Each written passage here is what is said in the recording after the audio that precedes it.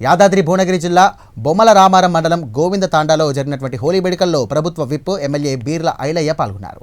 తాండా వాసులతో కలిసి రంగులు చల్లుకొని బంజారాల సాంప్రదాయ నృత్యం చేస్తూ అందరినీ ఉత్సాహపరిచారు. హోలీ పండుగ ఐక్యతకు ప్రతీక అని, తాండాల అభివృద్ధికి ప్రభుత్వం కట్టుబడి ఉందని ఆయన తెలియజేశారు. ఎమ్మెల్యే రాకతో తాండాలో పండగ కోలాహలం నెలకొంది.